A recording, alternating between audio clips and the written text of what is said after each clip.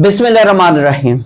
Federal government educational institutes का आज upper division clerk और लोअर डिवीजन क्लर्क का जुलाई 2023 में होने वाला पेपर सॉल्व करते हैं। सबसे पहला क्वेश्चन ये है कि Commonwealth Games 2022 start and end date, यहां पे एंड डेट उसने पूछी थी, तो ये कौन सी है? ये 28 जुलाई से स्टार्ट हुई थी और एंड कब होती है? 8 अगस्त 2022 में क्या होती है? एंड होती है। अब इन गेम्स की जब बात करते हैं तो इनका एक नाम भी है XXII, ये भी क्या है? इनका नाम है। ये कहां हुई थी? ये बर्मिंघम में हुई थी। ये कहां हुई थी? ये बर्मिंघम में हुई थी। बर्मिंघम कहां है? बर्मिंघम जो है ये इंग्लैंड में वाक़ है, तो ये गेम्स वहां पे हुई थी। अब चूंकि ये कॉमनवेल्थ गेम्स थी, तो याद रखिएगा कि यहां पे फिर क्वेश्चन क्या बनता है? क्वेश्चन ये बनता है कि ये थर्ड टाइम्स इंग्लैंड में हुई थी, ये तीसरी मर्तबा जो है वो इंग्लैंड में हुई।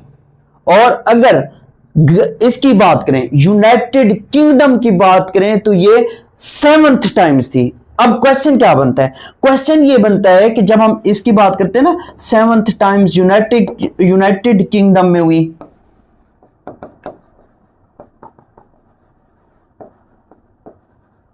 ये जो यूनाइटेड किंगडम है ये असल में इंग्लैंड पर वाक़ है। इसमें वेल्स है, इसमें स्कॉटलैंड है, और इसी के अंदर ये मतलब 4 मुल्क मिलके क्या बनाते हैं? यूनाइटेड किंगडम कहलाते हैं। इन 4 कंट्रीज की जब बात करते हैं तो वो यूनाइटेड किंगडम कहलाते हैं। तो चौथा कौन सा है? वो नॉर्दर्न आयरलैंड पार्ट समझिएगा, नॉर्दर्न आयरलैंड।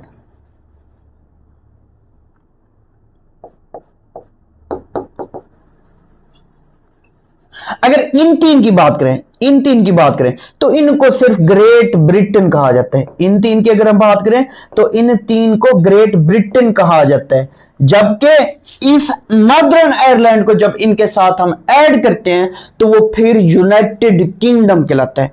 इंग्लैंड अकेला मुल्क है, ग्रेट ब्रिटेन ये 3 मुल्क कहलाते हैं, इंग्लैंड, स्कॉटलैंड, वेल्स। अगर इन ग्रेट ब्रिटेन में इसको भी ऐड कर दें तो ये यूनाइटेड किंगडम कहलाता है। तो ये थर्ड टाइम्स इंग्लैंड में हुई थी, 7th टाइम्स जो थी ये यूनाइटेड किंगडम के अंदर वाक़ हुई। अब क्वेश्चन ये भी बनता है कि इस गेम का मोटो क्या था? अब गेम्स हो रही हैं, ओलंपिक गेम्स की हम बात करें तो इसका मोटो क्या था? इसका मोटो ये था, games for everyone, games for everyone, ये इसका मोटो था। अब इसमें कितने मुल्क जो हैं वो हिस्सा लेते हैं, कितने स्पोर्ट्स होते हैं? तो 72 टीम्स, यानी कि याद रखिएगा 72 टीम्स ने हिस्सा लिया। 72 टीम्स से मुराद कंट्री समझ लें, क्योंकि वो टीम्स पूछ सकता है, क्योंकि आप जब इसकी हिस्ट्री पढ़ेंगे तो वो यही कहेगा कि 72 टीम्स थी, असल में ये कंट्रीज हैं। फिर इसी तरीके से इसमें इवेंट्स कितने हुए? 283 इसमें इवेंट्स होते हैं, 283 इवेंट्स होते हैं।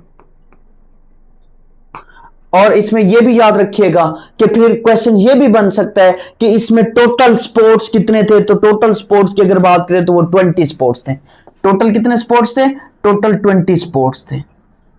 अब यहां पे जब आप इसको रिसर्च करोगे तो यहां पे 72 टीम्स की बात करते हैं। ये असल में कंट्रीज है, ये असल में क्या है? कंट्रीज है, क्योंकि 72 कंट्रीज ने इसमें पार्टिसिपेट किया था। फिर अब क्वेश्चन क्या बनता है? क्वेश्चन ये बनता है कि फर्स्ट पोजीशन किसने हासिल की? फर्स्ट पोजीशन, फर्स्ट पे कौन आया, सेकंड पे कौन आया, थर्ड पे कौन आया? तो ये भी क्वेश्चन एग्जाम के अंदर वो पूछा होता है। फिर बच्चे क्या होते हैं? कंफ्यूज होते हैं। अभी सिर्फ कॉमनवेल्थ गेम्स की बात हो रही है, कोई एशियन गेम्स की बात नहीं हो रही, कोई ओलंपिक की बात नहीं हो रही, कोई वर्ल्ड की बात नहीं हो रही, सिर्फ कॉमनवेल्थ की बात हो रही है। तो इसमें वो मुल्क पार्टिसिपेट करते हैं जो कॉमनवेल्थ के मेंबर्स हैं, कॉमनवेल्थ का हिस्सा है। तो यहां पे अब बात करते हैं, जब पहले नंबर की बात करते हैं तो ऑस्ट्रेलिया है। पहले नंबर पे कौन सा है? फर्स्ट पोजीशन किसने हासिल की थी? ऑस्ट्रेलिया ने की थी। सेकंड किसने की थी? इंग्लैंड ने की थी। थर्ड किसने की थी? कनाडा ने की थी। अब चूंकि पाकिस्तान भी कॉमनवेल्थ का एक मेंबर है, तो कॉमनवेल्थ का जब पाकिस्तान भी मेंबर है तो फिर क्वेश्चन ये बनता है कि पाकिस्तान की पोजीशन कौन सी थी, पाकिस्तान का कौन सा रैंक था। तो याद रखिएगा पाकिस्तान की जब हम बात करते हैं, पाकिस्तान का 18th रैंक था। कौन सा था? 18th रैंक था, 18वें नंबर पे पाकिस्तान आया था। और इसकी जब हम बात करते हैं तो पाकिस्तान ने कितने गोल्ड जीते, कितने सिल्वर जीते, कितने ब्रॉन्ज जीते,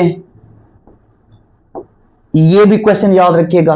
गोल्ड कितने जीते, सिल्वर कितने जीते, ब्रॉन्ज कितने जीते। आपने अरशद नदीम का नाम सुना होगा।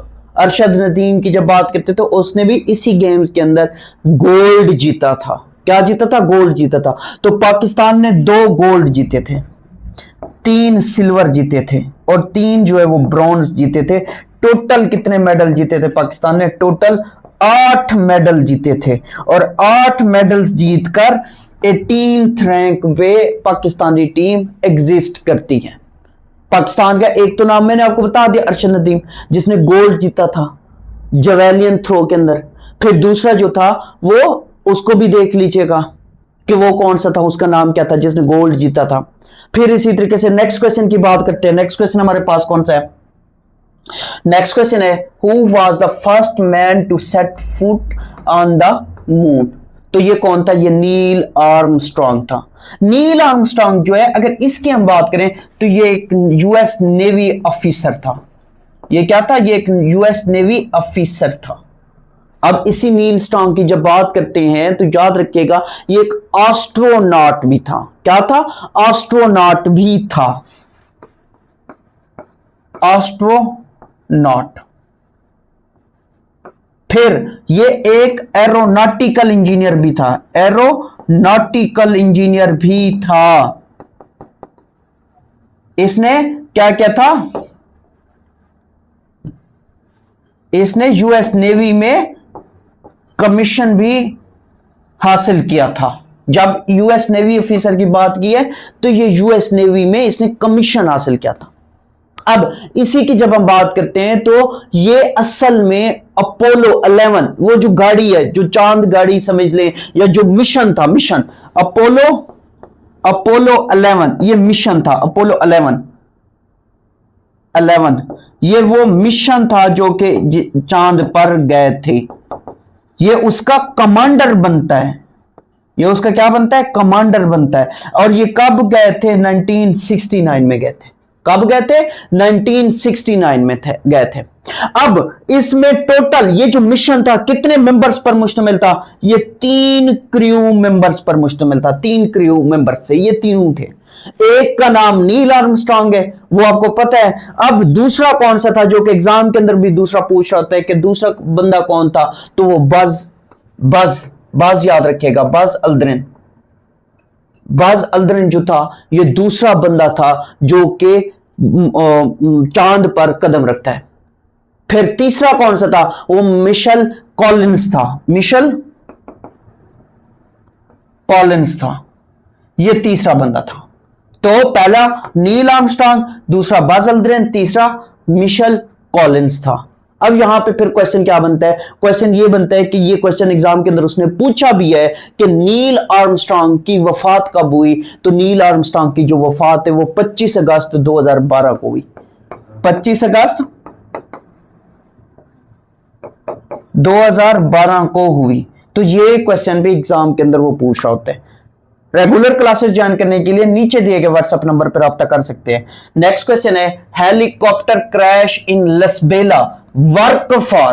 तो ये लसबेला में जो हेलीकॉप्टर क्रैश हुआ था तो ये क्या कर रहा था?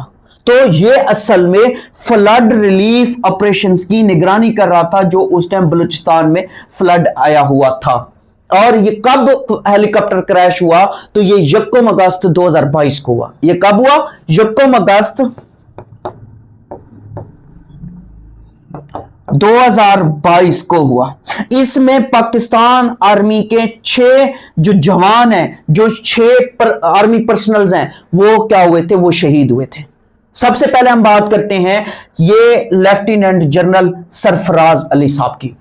तो ये भी उसमें शहीद हुए थे। ये 3 स्टार जनरल थे, ये 3 स्टार जनरल थे और इनका नाम याद रखिएगा लेफ्टिनेंट जनरल सरफराज अली। और दूसरे कौन से थे? दूसरे जो थे वो ब्रिगेडियर थे। ये मेजर जनरल, इनको मतलब प्रमोशन मिल चुकी थी, अप्रूव्ड हो चुके थे मेजर जनरल के ओहदे पे। ये मेजर अमजद हनीफ साहब थे, अमजद हनीफ साहब थे। तो ब्रिगेडियर अमजद हनीफ साहब, फिर ब्रिगेडियर मोहम्मद खालिद साहब, और इसी तरीके से मेजर सईद अहमद, मेजर मोहम्मद तला मनान और नायक मुदस्सिर फयाज। ये 6 पाकिस्तान आर्मी के जवान जो है वो इस हेलीकॉप्टर क्रैश के नतीजे में शहीद हो गए थे।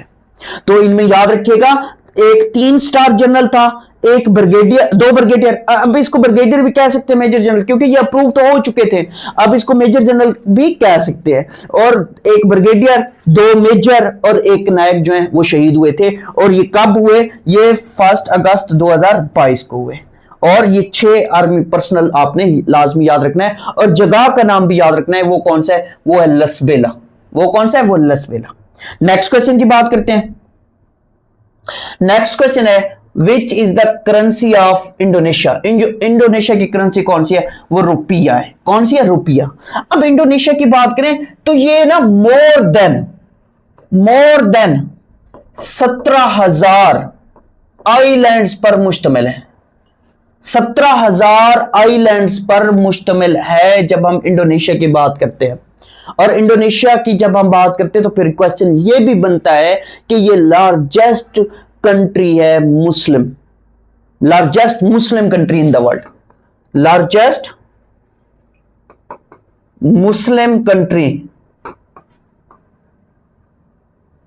इन द वर्ल्ड। किस हवाले से? पॉपुलेशन के हवाले से। किस हवाले से? पॉपुलेशन के हवाले से। पॉपुलेशन के हवाले से largest Muslim country in the world कौन सा है? वो इंडोनेशिया। ओवरऑल अगर पॉपुलेशन की बात करें, ओवरऑल ये 4th नंबर पे है दुनिया में, पॉपुलेशन के हिसाब से ये 4th नंबर पे है।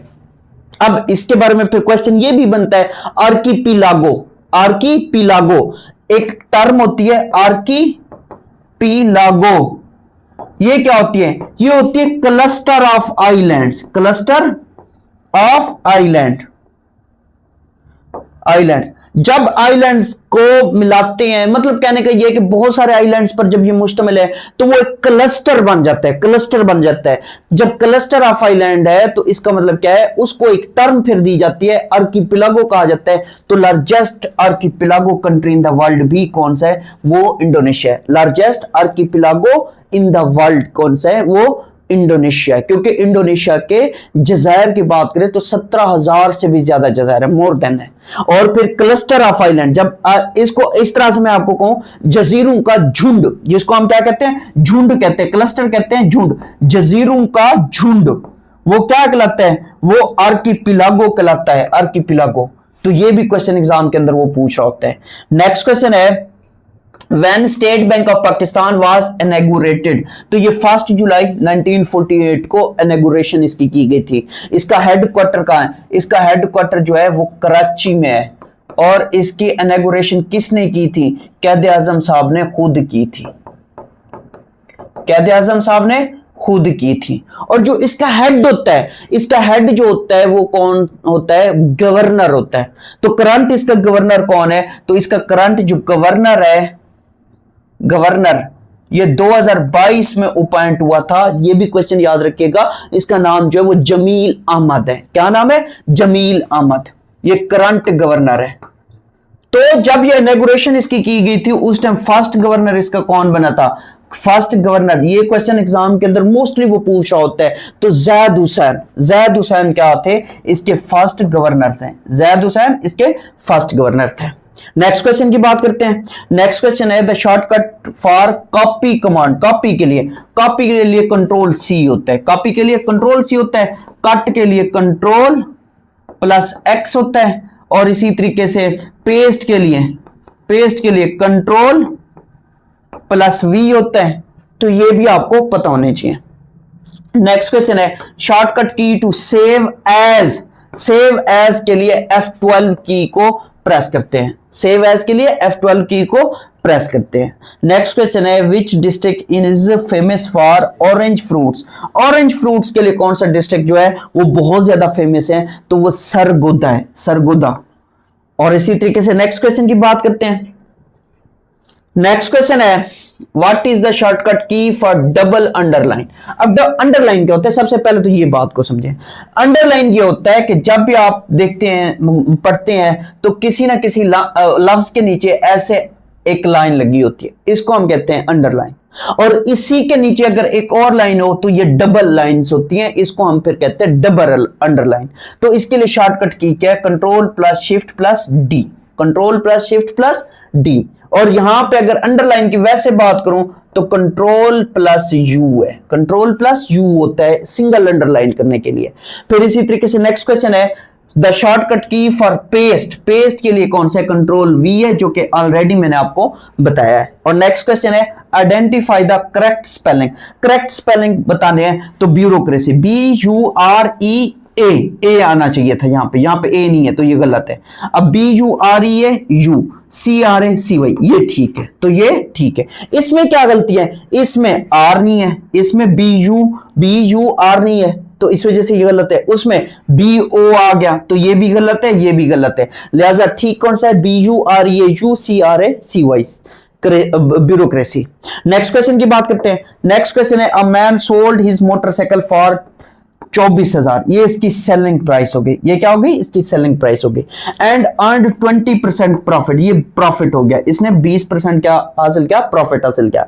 What was the original price. Original price का क्या मतलब है, कॉस्ट प्राइस पूछ रहा है। क्या पूछ रहा है, कॉस्ट प्राइस पूछ रहा है। तो इसके लिए हमारे पास फार्मूला होता है। क्या फार्मूला होता है, selling price is equal to cost price. ये याद रखिएगा, फार्मूलाज अगर आपको याद है तो आप इजीली पेपर सॉल्व कर सकते हैं।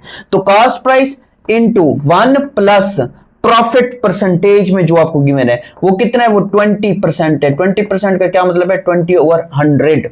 अब आपके पास सेलिंग प्राइस कितनी है, सेलिंग प्राइस आपके पास 24,000 है। सेलिंग प्राइस कितनी है, 24,000 है। ये 24,000 is equal to cost price आपने फाइंड करनी है, जो कि ओरिजिनल प्राइस है। और इसी तरीके से 1 प्लस 20/100। अब 100 आप एलसीएम भी ले सकते हो, 100 आप एलसीएम भी ले सकते हो। तो 100 का एलसीएम जब लोगे तो 100 इधर आ गया, ये प्लस 20 डिवाइडेड बाई 100 आ जाएगा, क्योंकि एलसीएम लिया है। क्या लिया है, एलसीएम लिया है। अब इसी तरीके से देखो 24,000 is equal to cost price. अब ये 120/100 आ गया। अब ये 0 से 0 कैंसिल हो सकते हैं। अब इसी को मतलब 10 इधर आके मल्टीप्लाई होगा, 10 इधर आके क्या होगा, मल्टीप्लाई होगा, तो ये 2,40,000 हो जाएगा। और 12 इधर आके डिवाइड हो जाएगा, और यहां पे ये कॉस्ट प्राइस हो गया। अब देखो 12 1s are 12, 12 2s are 24। तो यहां से ये क्या है, 1 2 3 4 4 0 इसके साथ फिर और ऐड कर दो। तो कितना कॉस्ट प्राइस कितनी आई, कॉस्ट प्राइस 20,000 आई। कॉस्ट प्राइस कितनी, 20,000 आई। और यही हमने फाइंड करनी थी, यही इसका आंसर है। तो इसकी ओरिजिनल प्राइस कितनी थी, 20,000 थी। इसने 24,000 का बेचा, जिसमें इससे कितना परसेंट प्रॉफिट हुआ, इसे 20% जो है वो प्रॉफिट हुआ। नेक्स्ट क्वेश्चन की बात करते हैं। नेक्स्ट क्वेश्चन हमारे पास कौन सा है, नेक्स्ट क्वेश्चन है what does the term KPI commonly stand for.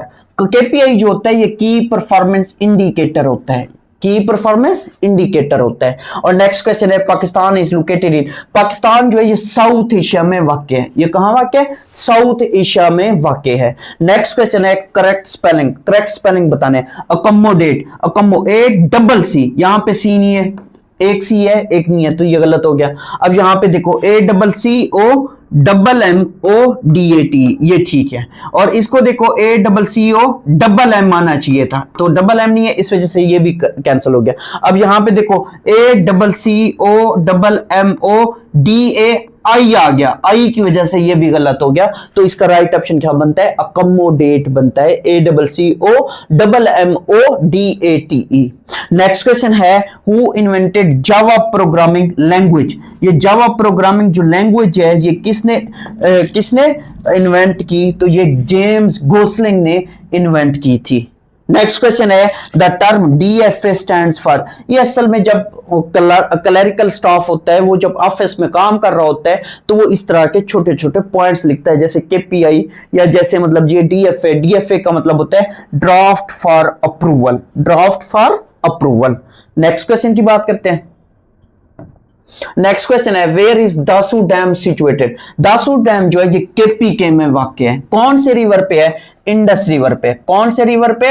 Indus river पर वाक़ है। और इसी जब दासू डैम की बात करते हैं तो जगह का नाम पूछे तो दासू, वरना KPK क्या? कोहिस्तान। कोहिस्तान याद रखिएगा, कोहिस्तान। क्या याद रखना है? कोहिस्तान याद रखना है। ये कोहिस्तान जो है ये इसका डिस्ट्रिक्ट है, जिला है, तो वहां पे ये वाक़ है। नेक्स्ट क्वेश्चन की बात करते हैं। नेक्स्ट क्वेश्चन जो है essential thing for effective noting. अब नोटिंग की जब बात करते हैं, इफेक्टिव नोटिंग के लिए क्या होती है एसेंशियल थिंग? तो वो लिस्टिंग होती है। क्या होती है? लिस्टिंग होती है। एक लिस्ट बनानी होती है प्रॉपरली। नेक्स्ट क्वेश्चन है the sun sets in the west, क्योंकि ये एक नेचुरल ट्रूथ है, ये क्या ट्रूथ है? नेचुरल ट्रूथ है, तो इसी वजह से the sun sets in the west या the sun rises in the east हम पढ़ते आए हैं। इसी तरीके से नेक्स्ट क्वेश्चन है PUC in secretariat stands for. ये जो हर सूबे का जो सेक्टेरिएट होता है उसमें एक टर्म इस्तेमाल की जाती है PUC। PUC का मतलब होता है paper under consideration. Paper under consideration इसका राइट ऑप्शन बनता है। नेक्स्ट क्वेश्चन है फर्स्ट जनरेशन कंप्यूटर्स आर। तो इसमें क्या टेक्नोलॉजी इस्तेमाल हुई? इसमें वैक्यूम ट्यूब्स इस्तेमाल हुई। इसमें कौन सी ट्यूब्स इस्तेमाल हुई? वैक्यूम ट्यूब्स इस्तेमाल हुई। अब जरा बात करते हैं टोटल कितनी जनरेशन है? टोटल 5 जनरेशन है। कंप्यूटर की कितनी जनरेशन है? टोटल 5 जनरेशन है। अब इनकी जब बात करते हैं तो कौन कौन सी है उनको याद करने का तरीका VTIMA, ये एक टर्म यूज कर लो। अब ये जो है फर्स्ट है, फर्स्ट में क्या यूज हुए? वैक्यूम ट्यूब्स हुए, वैक्यूम ट्यूब्स हुए। T दूसरी है, इसमें ट्रांजिस्टर्स इस्तेमाल हुए। इसमें क्या इस्तेमाल हुआ? ट्रांजिस्टर्स। T से ट्रांजिस्टर से इस्तेमाल हुए। I से याद रखिएगा, I से इंटीग्रेटेड सर्किट्स इस्तेमाल हुए। M से माइक्रो प्रोसेसर्स और A से आर्टिफिशियल इंटेलिजेंस। ये जो आजकल चल रही है आर्टिफिशियल इंटेलिजेंस, आर्टिफिशियल इंटेलिजेंस, ये याद रखिएगा। ये 5 जनरेशन है कंप्यूटर की और उनमें ये फार्मूला इस्तेमाल कर लो, आपको आसानी के साथ याद रह जाएगा। ये लेटेस्ट है। ये क्या है? ये लेटेस्ट है। लेटेस्ट टेक्नोलॉजी कौन सी है? वो आर्टिफिशियल इंटेलिजेंस है। नेक्स्ट क्वेश्चन की बात करते हैं। नेक्स्ट क्वेश्चन है the largest biggest ocean of the world. Largest biggest जो है वो पैसिफिक है। कौन सा है? पैसिफिक है। कितने ओशंस हैं? 5 ओशंस हैं। कितने ओशंस हैं दुनिया में? 5 ओशंस हैं। 5 ओशंस हैं। जब इन 5 ओशंस की बात करते हैं तो याद रखिएगा कि क्वेश्चन क्या बनता है कि कैसे हमने इनको याद करना है। सबसे बड़ा कौन सा है, फिर दूसरा बड़ा कौन सा है, तीसरा बड़ा कौन सा है। तो आजकल हर शख्स को क्या चाहिए? पैसा चाहिए। आजकल हर शख्स पैसे की तलाश में। आजकल हर शख्स क्या है? पैसे की तलाश में है। तो पैसा वर्ड याद कर लो। P से पैसिफिक। सबसे बड़ा कौन सा है? वो पैसिफिक ओशन है। A से अटलांटिक। दूसरा बड़ा कौन सा है? अटलांटिक ओशन है। तीसरा बड़ा जो है इंडियन ओशन है। तीसरा बड़ा कौन सा है? इंडियन है। S से साउदर्न ओशन और A से आर्कटिक। सबसे छोटा जो है वो कौन सा है? वो आर्कटिक ओशन है। तो ये पैसा वर्ड याद कर लो, आपको सारे याद हो जाएंगे।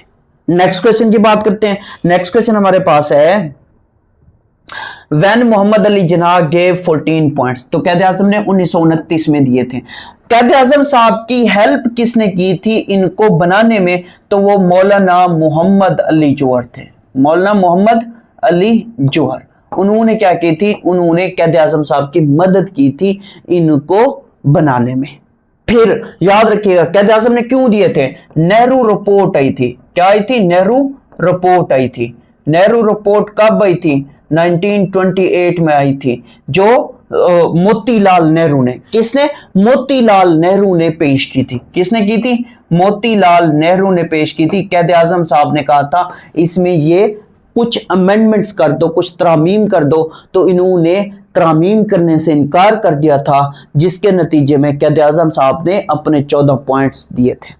नेक्स्ट क्वेश्चन है the largest planet of solar system. Largest planet of solar system कौन सा है? जुपिटर है। तो स्मॉलेस्ट कौन सा है? स्मॉलेस्ट जो है वो मरकरी है।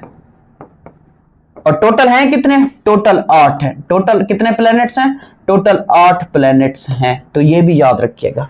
नेक्स्ट क्वेश्चन है what is the subject of Holi Quran. Holi Quran का जो सब्जेक्ट है वो हम इंसान हैं, ह्यूमंस हैं, ह्यूमंस, क्योंकि इसमें हमारे लिए सारा मतलब वो बताया गया, तरीका बताया गया, तर्ज अमल बताया गया, जिंदगी कैसे गुजारनी है, तो इसमें हमें सारा कुछ बताया गया। तो ये क्या है? कुरान पाक का सब्जेक्ट है। नेक्स्ट क्वेश्चन की बात करते हैं। नेक्स्ट क्वेश्चन है the straight angle is. Straight angle जो होता है ये 180 का होता है। कैसे? देखो, आपने कभी इस तरह की वो देखी है जो आपने मैथ के जो ज्योमेट्री आपकी होती थी, ज्योमेट्री बॉक्स होता था ना, इस तरह का आपके पास एक मतलब शेप होती थी, उस पे आप चेक करो तो इस तरह का जो आपके पास होता था एक, इसको हम तो अपनी जबान में अगर कहें वो एक ज्योमेट्री होती थी। ज्योमेट्री में प्रकार होती थी, फिर प्रकार के साथ इसको हम डी कहते थे, जिससे एंगल हम फाइंड कर रहे होते थे। तो यहाँ पे देखो ये 180 का क्या बनता था, आप आज भी उठा के देखो ज्योमेट्री में होगी तो ये 180 का एंगल बनता है। क्या है? ये स्ट्रेट एंगल है। The straight angle is 180 degree. Next question की बात करते हैं।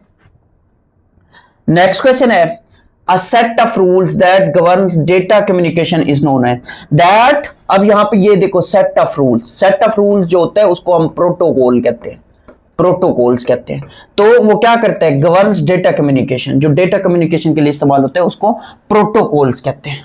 नेक्स्ट क्वेश्चन है a mode takes place in both the directions at the same times. तो इसको हम फुल डुप्लेक्स मोड कहते हैं। इसको हम क्या कहते हैं? फुल डुप्लेक्स मोड कहते हैं। क्यों? क्योंकि इसमें दो क्या होता है, देखो मेरी बात को गौर से सुनना। एक होता है हमारे पास सिंप्लेक्स मोड होता है, एक हमारे पास क्या होता है? सिंप्लेक्स मोड होता है। सिंप्लेक्स मोड में क्या होता है? सिंप्लेक्स मोड में ये होता है कि एक हमारे पास क्या होता है? सेंडर होता है, दूसरा हमारे पास रिसीवर होता है। तो सेंडर क्या करता है? सेंडर सिर्फ कम्युनिकेशन को सेंड करता है। ये सिंप्लेक्स मोड जो है ये 1 वे कम्युनिकेशन होती है। ये क्या होती है? 1 वे कम्युनिकेशन होती है। सेंडर भेजता है, रिसीवर रिसीव करता है। ये 1 वे कम्युनिकेशन है, या इसको हम कहते हैं 1 डायरेक्शन। ये किस तरह से काम करता है? 1 डायरेक्शन में काम करता है। अगर इसकी मैं मिसाल दूं ना सिंप्लेक्स मोड की, तो सिंप्लेक्स मोड में आपका कीबोर्ड आ जाता है, कीबोर्ड के अलावा मॉनिटर आ जाता है, इसी तरीके से अगर हम आपको मिसाल दे पुराने जमाने की, तो जो रेडियो हुआ करते थे, जो उनकी ट्रांसमिशन होती थी, देखें रेडियो स्टेशन में बैठा एक शख्स आपको सिर्फ क्या करता था? आपको बेसिकली वो ब्रॉडकास्ट करता था, आप तक पहुंचती थी। तो वो क्या होता है? वो आपके पास एक सिंप्लेक्स मोड होता है। अब आप रेडियो से बोल के दिखाएं, उसको कभी भी नहीं जाएगी, वो कभी भी नहीं जाएगी। तो इस वजह से ये क्या होता है? ये सिंप्लेक्स मोड होता है। फिर आया हाफ डुप्लेक्स। फिर क्या आता है? फिर हाफ डुप्लेक्स आता है, हाफ डुप्लेक्स।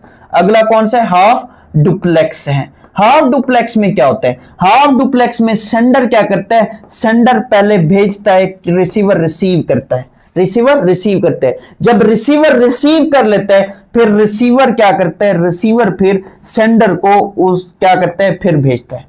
यानी कि ये एट ए टाइम की अगर बात करें तो एट ए टाइम पहले क्या होता है? एक भेजेगा, फिर दूसरा उसको रिसीव करेगा, फिर जो जिसने रिसीव किया वो उसको भेजेगा, फिर भेजने वाले के पास क्या होगी? वो इंफॉर्मेशन आएगी। तो ये इस तरीके से कम्युनिकेशन होती है। इसकी अगर मैं मिसाल दूं तो आपके पास वॉकीज टॉकीज हैं, वॉकी टॉकीज। तो ये क्या है? ये इसकी हाफ डुप्लेक्स की एग्जांपल है। हाफ डुप्लेक्स की क्या है? एग्जांपल है। अब जरा बात करते हैं फुल डुप्लेक्स की। फुल डुप्लेक्स की जब बात करते हैं तो देखो ये सेंडर है, ये रिसीवर है, ये रिसीवर है। सेंडर भेज रहा है, रिसीवर भी भेज रहा है एट ए टाइम। यानी कि क्या काम हो रहा है? एट ए टाइम काम हो रहा है, एट ए टाइम। जब एट ए टाइम काम हो रहा है तो इसको हम फुल डुप्लेक्स कह रहे हैं कि भेज भी रहे हैं और रिसीव भी कर रहे हैं। इसकी एग्जांपल जो है वो टेलीफोन की एग्जांपल है। देखें, आप टेलीफोन करते हैं, वो उधर वाला शख्स बोल रहा है और आप सुन भी रहे हो और आप साथ में उसको बता भी रहे हो। एट ए टाइम आप दोनों काम कर रहे हो, भेज भी रहे हो, रिसीव भी कर रहे हो। तो इसको हम क्या कहते हैं? इसको हम फुल डुप्लेक्स मोड कहते हैं। नेक्स्ट क्वेश्चन है, human blood is divided into four main groups, A B और ओ, ये 4 ग्रुप्स है। और फिर फर्दर इनके सब ग्रुप्स बनते हैं जिसमें हम ए पॉजिटिव, ए नेगेटिव, इस तरह के फिर आगे बना रहे होते हैं। नेक्स्ट क्वेश्चन है, haemodialysis is a technique to cure problem of kidneys. जब आपकी किडनीज खराब हो जाती हैं तो फिर हेमोडायलिसिस टेक्निक इस्तेमाल की जाती है। नेक्स्ट क्वेश्चन है, how many joule are there in 1 calories. तो इसमें कितनी होती है? 4.186 जॉल होता है, या इसको आपको पेपर में 4.12 जॉल भी दे रहा होता है, ये भी याद रखिएगा। एग्जैक्ट वो है, वरना इसको भी याद रखिएगा। नेक्स्ट क्वेश्चन की बात करते हैं। नेक्स्ट क्वेश्चन है, a cubic polynomial is degree. अब क्यूबिक है, क्यूबिक क्या होती है? पावर 3 होती है, तो इसकी डिग्री कितनी होगी? 3 होगी। इसकी डिग्री कितनी होगी? 3 होगी। नेक्स्ट क्वेश्चन है, choose the second form of the verb be. Be की सेकंड फॉर्म क्या है? बी की सेकंड फॉर्म वाज है। बी की सेकंड फॉर्म क्या है? वाज है। नेक्स्ट क्वेश्चन है, कन्वीनियंट। कन्वीनियंट आसान, कन्वीनियंट का मतलब इसने पूछा है। Convenient means easy, convenient means easy.